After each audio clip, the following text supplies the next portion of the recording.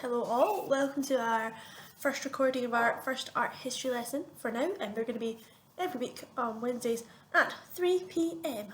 Okay, so let's get diving in. Today we're learning about Chris Ofili.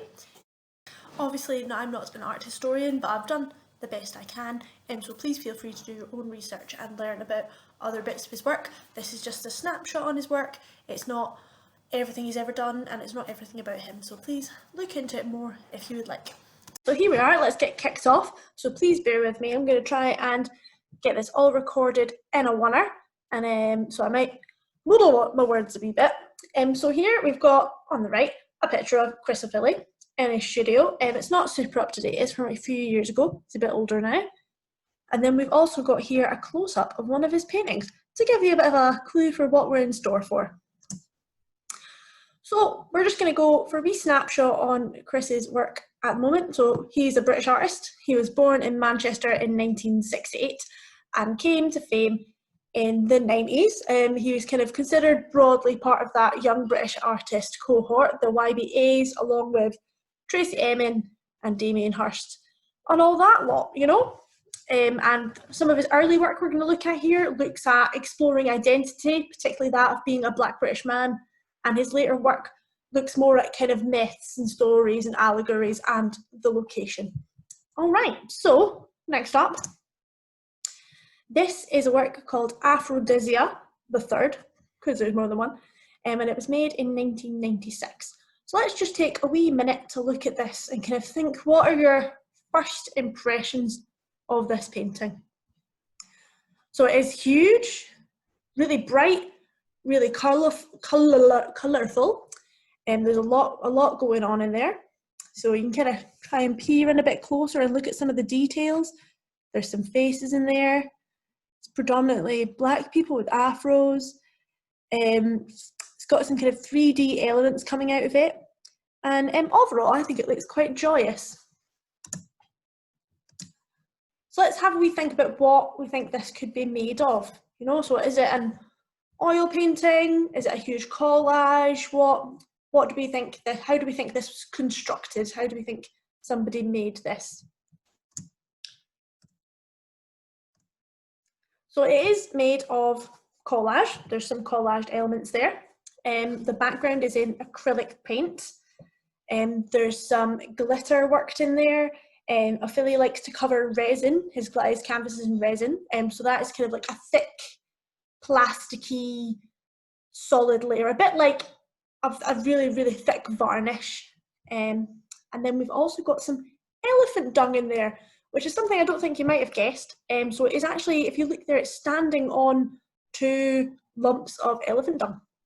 And before you're a bit like, ugh, this is treated elephant dung and it's mixed with resin. So it's kind of essentially kind of an organic matter that's been made to be a bit more solid, and it's been kind of treated so it doesn't keep to decompose or smell as well.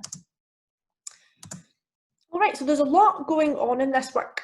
So here, Ofili has collaged well-known Black figures. So there's quite a few kind of Black sportsmen and Black singers in there, musicians.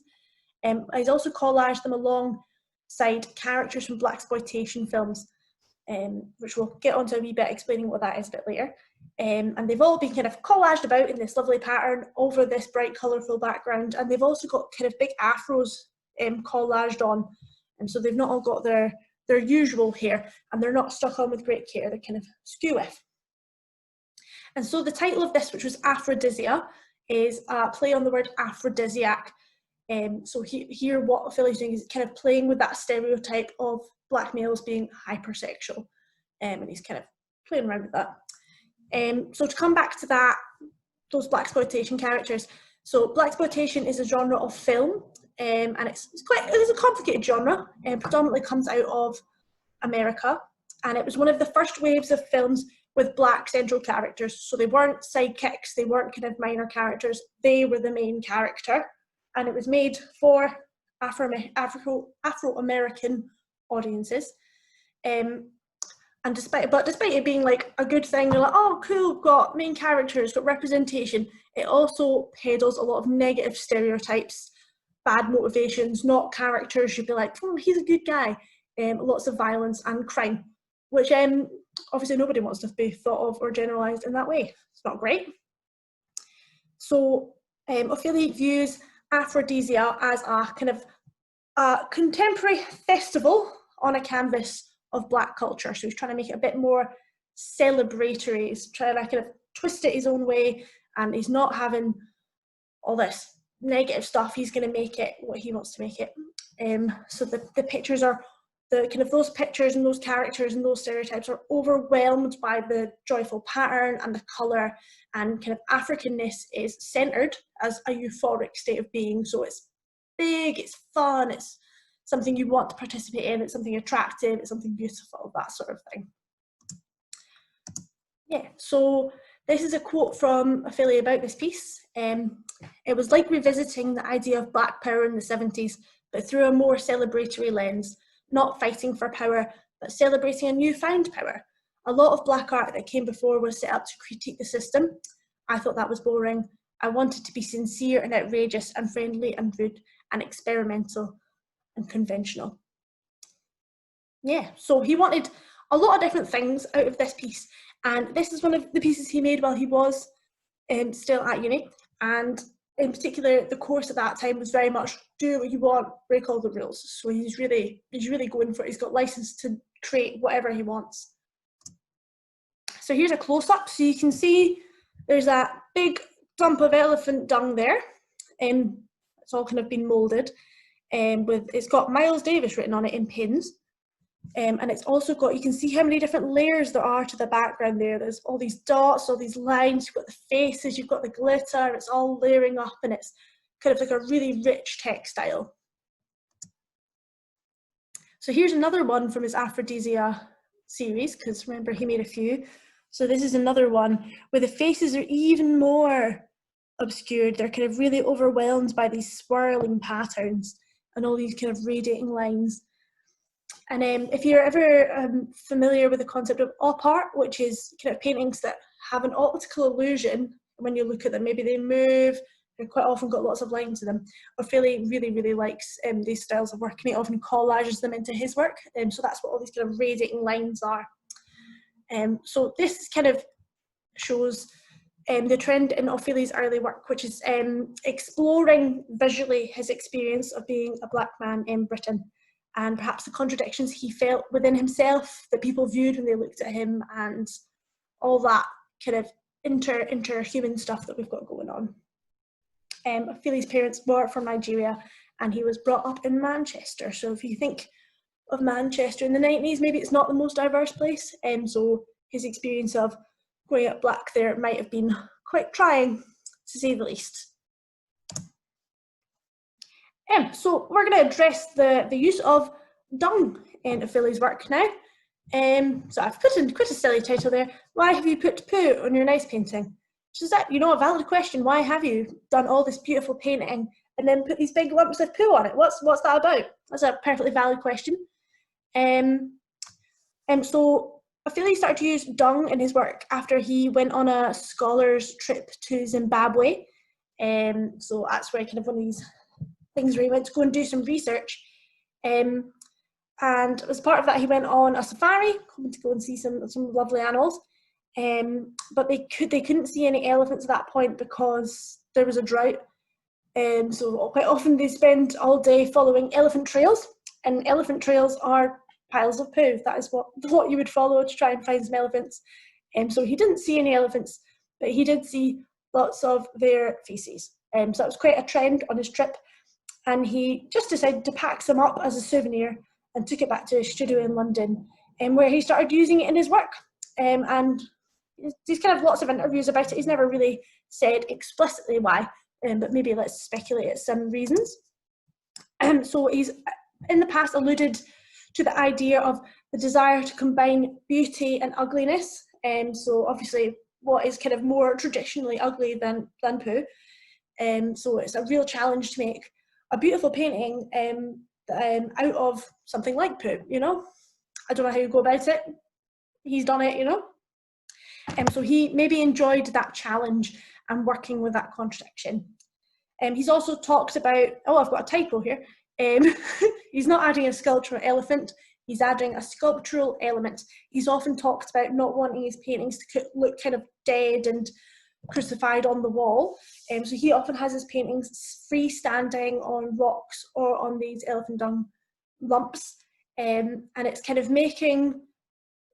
bringing the kind of a 3D, another element into it. It's not just this flat picture you'll hang up, it's got a real presence in the room. It does bring another element to his work.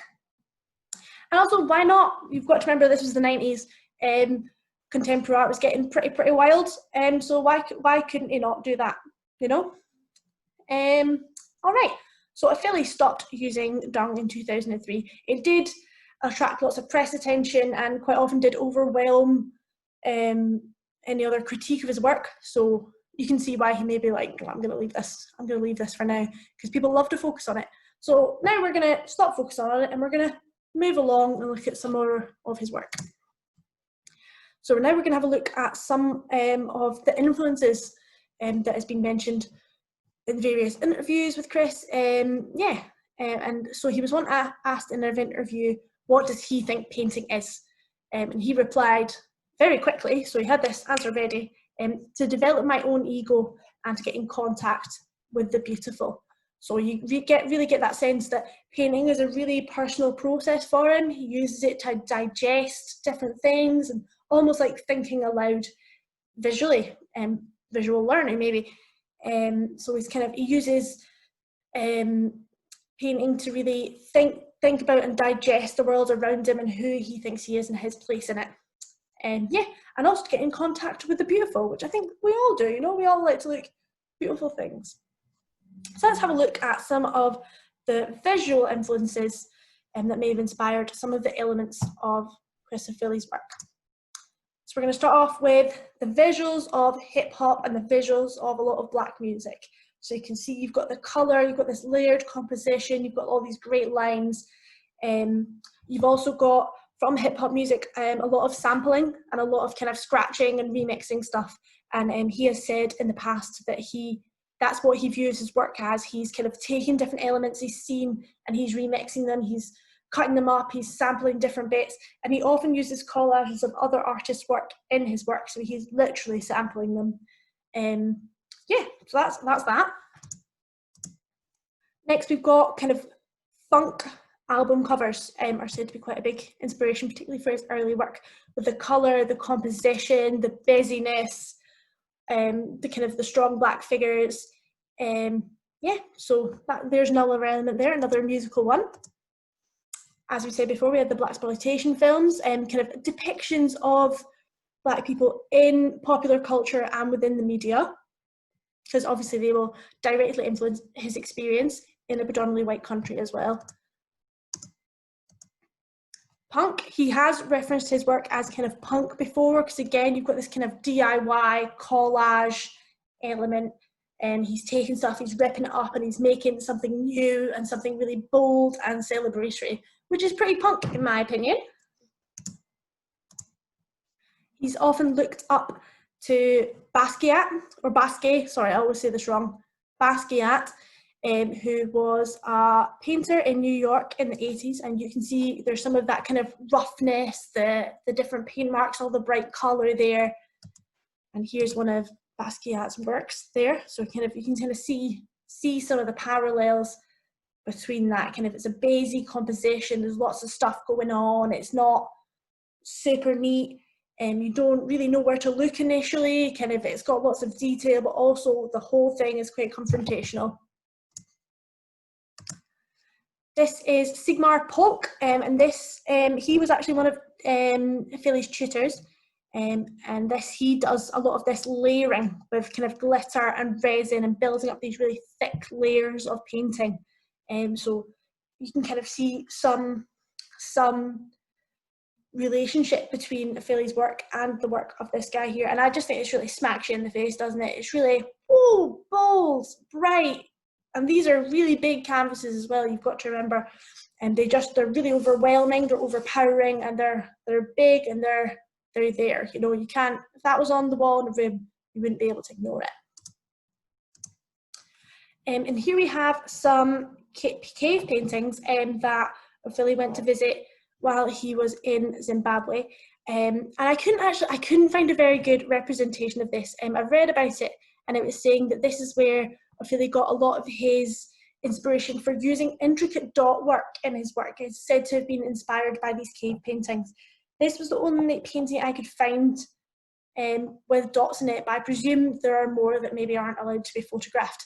But he talked about seeing all these layers of shimmering dots that kind of pulsated and moved, and as you'll see going on, he uses a lot of dot work in his work. And then finally, we've got, this is another piece of Haitian art. This is a flag, again, for the local religion. And here we've got a mermaid on it, and this is entirely made of sequins. So it's very beautiful, very, very beautiful.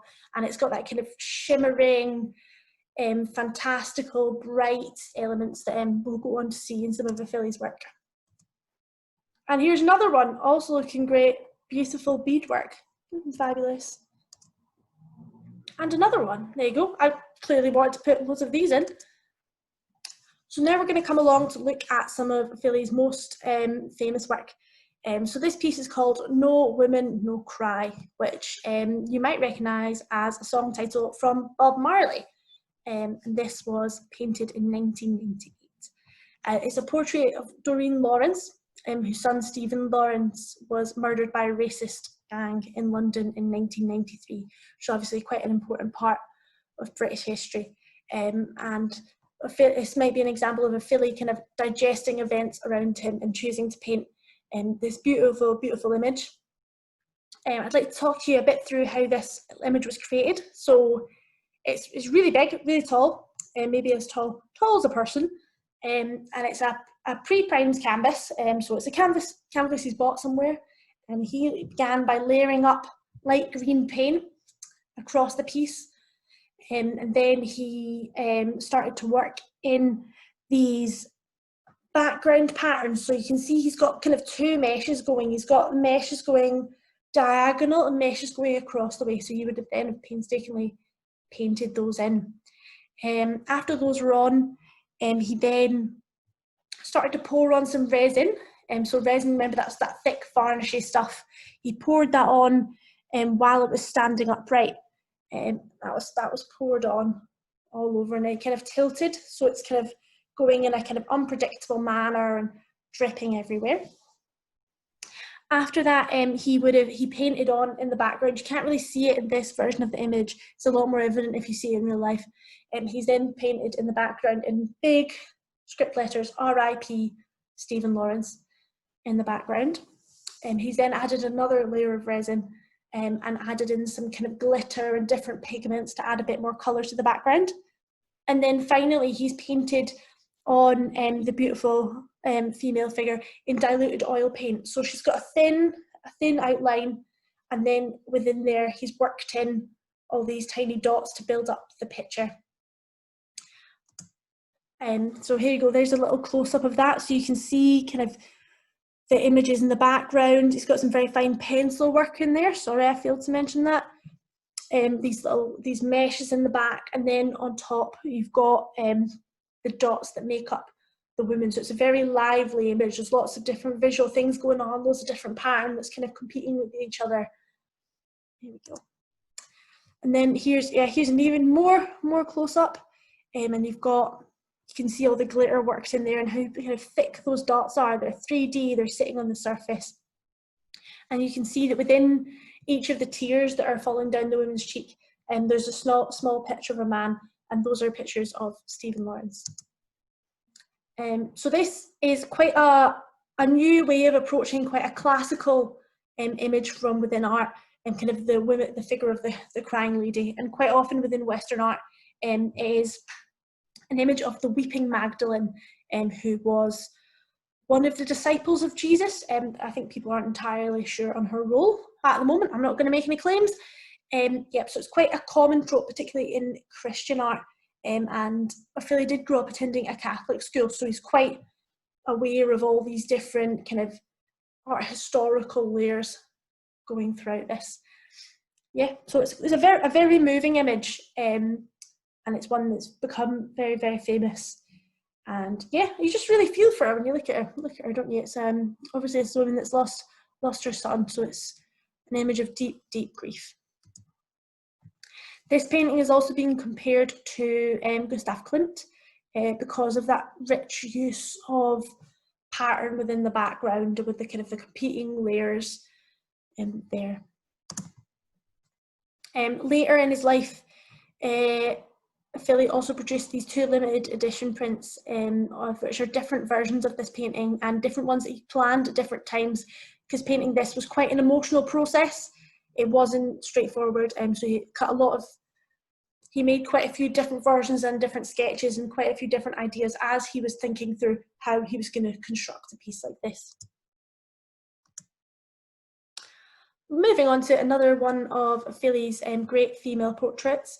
This one is called Princess of the Posse, and she's named after a Queen Latifah song. There is the cover of the Queen Latifah album. And the song is all about blossoming in the face of adversity.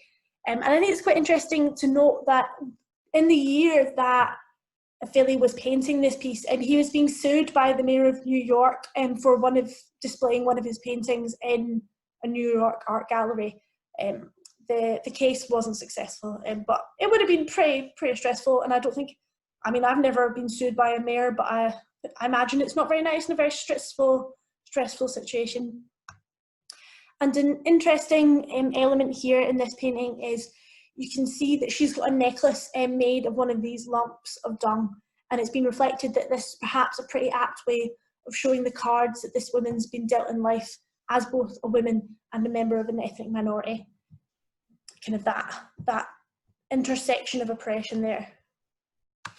So here's a close-up of that image. So again, we've got all these really pulsing, competing layers. So you've got a painted background, you've got more of these kind of op-art layers, you've got the thickness of the resin, the thickness of the dots, spray paint. It's a really, I think this image looks quite kind of like a carnival. It's really, there's so much going on. There's so many different layers there. It looks, I think it's the lines at the bottom make me think of like a rave. I think the lines at the bottom make it look like it's kind of like raving lasers, and the kind of the spray paint makes me think of, you know, raves essentially. But that's me. Makes me think of raves. Might not make you think of raves, but yeah. So have a wee bit of time looking at all the different swirling bits in this painting, because it is really pulsing, I think is the word.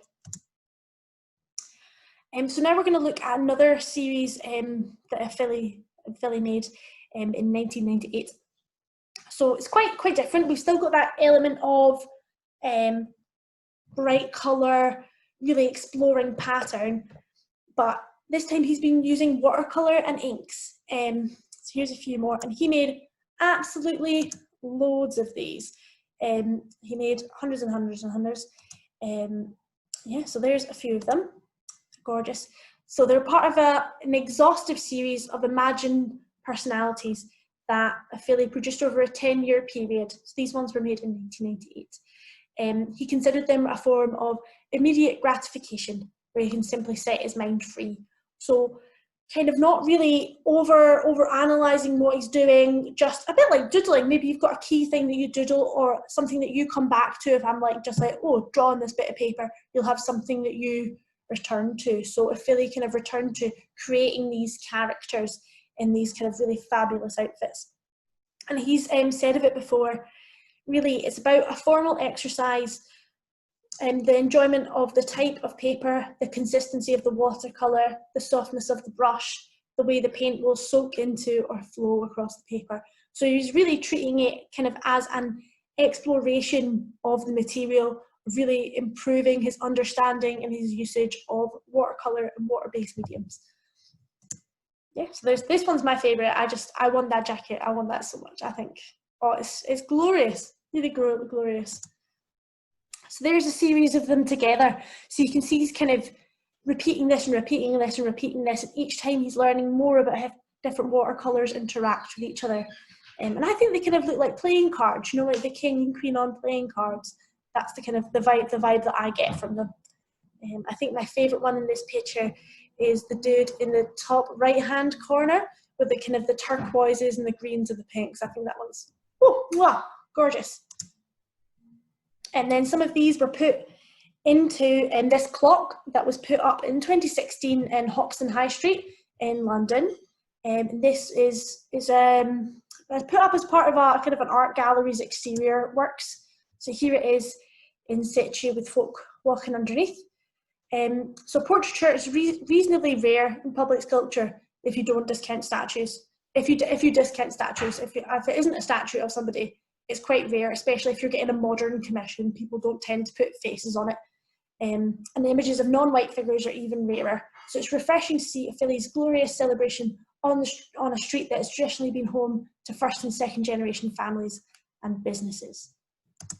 There we go. So there it is, looking great up against the sky. Yeah, and I just think we should have more public clocks, because I don't know about you guys, but I don't wear a watch. And if I'm kind of charging somewhere really late and I don't want to stop and get my phone out, I just find it really useful to be able to see a clock. I'm trying to think of public clocks, and I can only think of the one next to Star Bar, which also shows the temperature. And where's there another one? In Central Station? I can't think of another public clock that shows the correct time. Bring back public clocks.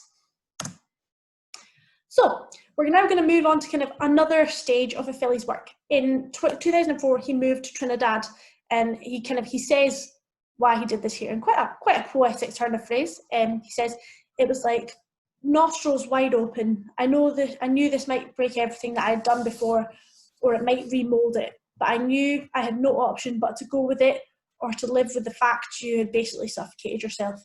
So he went on holiday to Trinidad and was just like, whoa, this place is amazing. He just was getting so much inspiration from the natural landscape around him, that he was like, I've got to leave London, and I've got to go to this place and just see how it makes my art. Yeah, and it does mark a big shift in his work, and particularly he says in one of the series that he produced before, I think it was of 13 rhesus monkeys, and he just felt that his work was becoming too formulaic. It was kind of a process, and he was feeling it was getting a bit too samey. So this move to Trinidad really kind of, whoa, I've got to do something different. And now we're just going to look at, this is a work he did with the Royal Ballet in 2012. So they commissioned 3 new ballets made using 3 contemporary artists responding to paintings by Titian. So this is the first one, Diana and Actaeon. The death of Actaeon, so that's Diana shooting Actaeon from when he saw her bathing in the nude. And then we've got Diana and Castillo. So these are 3 paintings by Titian, very famous classical paintings. And Ofili put together this stage set for the Royal Ballet, which was kind of his idea of his response to those stories and how he imagined it. So there we go, there's it in use with the ballet dancers in there. So it's really lush, really dark. So although it's quite dark, I still think it's quite joyous and quite celebratory with the lights. I mean, I don't like the ballet, but maybe I'd like to have seen this. There's some of the costumes he designed as well. So he not only did he design the set, he also designed the costumes and worked with the choreographers. And he also hand painted some of the background. It's quite unusual for the person that's designed the background to paint it as well, but he painted it by hand with a spray gun. And then this is one of I think his most beautiful works. This is The Caged Bird Sings, and this is a tapestry. It was a commission for, I think, like the Weavers Guild or something. And initially he was like, nah, I don't really want to do that. And then they were like, you don't need to meet us. You can just do what you want. And he was like, all right. And it was so beautiful. They hung it in the National Gallery for a bit. So here's a close-up of it. So they made the tapestry after a watercolour that he's done, which he really wanted to give the weavers a challenge from going from something that is essentially water to making it out of fabric, and just to see how they would respond to that and if it was possible. The title is taken from a famous book called Maya Angelou, which is I Know Why the Caged Bird Sings, which I think is her memoir. And it also refers to the Trinidadian tradition of keeping birds for singing competitions. and people carry their birds around with them to get them used to other noises so that when it comes to competition day, they can really, really go for it. And this tapestry was woven in Edinburgh in the Dovecot Studios, which you can go in and visit, and they often have quite interesting exhibitions, so I would recommend it for a visit. And this is kind of part of the works where Ofili has begun to work with classical myths, but he kind of transposing them into a Trinidadian environment. The environment is not very much where you would imagine kind of these traditional myths playing out. You're thinking like ancient Greece, ancient Rome, and he's kind of taken these figures and these ideas and kind of made them uniquely Trinidadian. So if you look here, you can just, it's amazing that this is made out of wool. Like they've really got all the bleeds and all the different layers really beautifully. And in the section sent out in this email where we got this link, there's a video of them making it, and I really recommend watching that. So here's another example of Ofili working with kind of these traditional myth ideas. So this would normally have been a nymph from Greek mythology, and there's the legend of Calypso, who was kind of like a mermaidy, seducey siren lady. And Calypso means hidden and to deceive. And they were kind of, you know, beautiful ladies that hung about on rocks and seduced and trapped sailors. So this is one of his works from 2019. So you can see it's kind of, you can see it's the same artist as those early paintings, but you can see a real shift there. So you've got all this fabulous dot work. You've got all the kind of almost metallic scales there. You've still got these kind of beautiful long forms, although they're a bit more elongated and a bit more distorted. And you've just got, again, so much pattern going on. I think it's really gorgeous. And you can see it's got the word Calypso along it here as well. And then lastly, here we go. We've got Diving Nymph from 2019. And nymphs are said to be nature made flesh. So here you've kind of got this embodiment of the kind of landscape that Ofili is living in and kind of all this brightness around it. And yeah, I just love these works. I think they're a lot more simple than his early ones, but wow, really gorgeous, really, really gorgeous.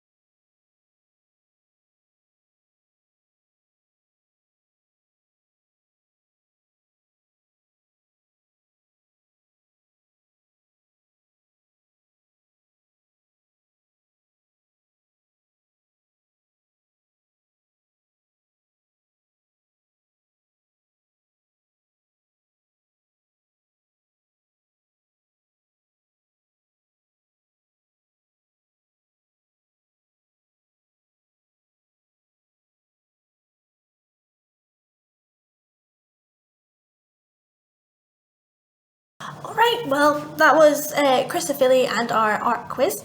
I hope you enjoyed that a bit. Next week we're going to be doing Margaret MacDonald Mackintosh, who was Charles Rennie Mackintosh's wife, and we're going to learn a bit about her art and her influence on his architecture. So I hope you all have a lovely week. Keep washing those hands and stay safe, okay? Bye!